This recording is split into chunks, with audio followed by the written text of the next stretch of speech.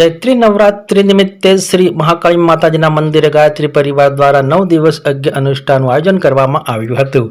ગાયત્રી પરિવાર કુકરવાડા શ્રી મહાકાળી માતાજી મંદિરના ટ્રસ્ટીગણ તેમજ હનુમાન ચાલીસા સત્સંગ કેન્દ્ર કુકરવાડા દ્વારા ભવ્ય સત્સંગના પ્રચાર પ્રસાર અર્થે હનુમાન ચાલીસા પાઠ કાર્યક્રમનું આધ્યાત્મિક સંસ્કારનું જાગરણ અભિયાનનો કાર્યક્રમ યોજાયો। આ સત્સંગ કેન્દ્ર છેલ્લા 5 વર્ષથી દરેક માસના મંગળવાર અને શનિવારના રોજ નિયમિત રૂપે અલગ અલગ વિસ્તાર તેમજ અન્ય ગામોમાં જઈ હનુમાન ચાલીસા પાઠ કાર્યક્રમનું જનજાગરણનું શ્રેષ્ઠ કાર્ય કરવામાં આવે છે।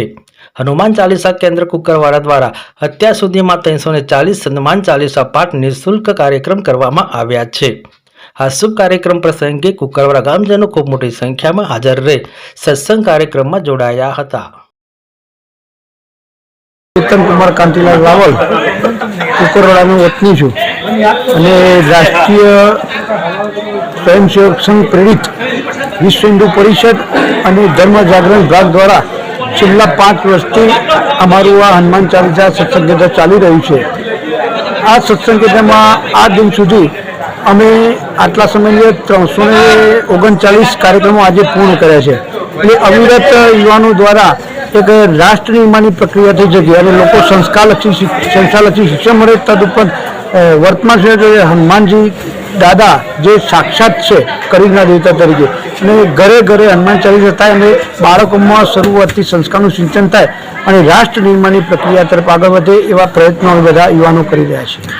જે હનુમાન ચાલીસાનું કેન્દ્ર ચાલે છે એ કુકરવાડા સીમિત છે કે આજુબાજુના ગામો પણ છે? હા, હનુમાન ચાલીસાનું જે કેન્દ્ર અમારું તો ચાલે, તદુપરાંત અમે વિવિધ જગ્યાએ સંપર્ક કરી એટલે આજુબાજુના ગામોની અંદર પણ આવા સત્સંગ કેન્દ્રો શરૂ થયા છે અને એ પણ આ જ ઉદ્દેશ સાથે કાર્ય કરી રહ્યા છે। તો શું કહેજો, આજે ખાસ વિશેષ કાર્યક્રમ હતો, શું કાર્યક્રમમાં હતો?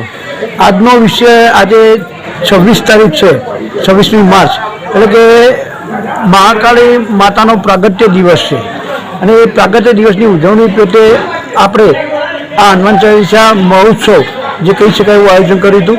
તદુપરાંત ચૈત્ર સુદ એકમથી તે ચૈત્ર સુદ નોમ સુધી અહીં આગળ એક ગાયત્રી માતાના ગાયત્રી ચાલીસાના અનુષ્ઠાન થતા હતા અને ભાવિક ભક્તો કુકરવાડાની ધર્મપ્રેમી જનતા સતત હાજર રહી અને રાત્રિના સમયે 8 થી 11 વાગ્યા સુધીમાં અનેક ગાયત્રી ચાલીસા પાઠ કરી અને એક સારું ઉદાહરણ પૂરું પાડ્યું છે, આધ્યાત્મિકતાનું વાતાવરણ બન્યું છે અને એના માટે જ બધા એકત્રિત થઈ અને કાર્યક્રમ। તદુપરાંત આજે સવારે પૂર્ણાહુતિ યજ્ઞ કરવામાં આવ્યો અને રાત્રિ સમયે આ એક આપણો સત્સંગ એટલે ચાલ્યો એમને હનુમાન ચાલીસાનો કાર્યક્રમ અને ભજન સંધ્યાનો કાર્યક્રમ કરી અને એક સારું કાર્ય લોકોને પ્રેરણાદાયી કાર્ય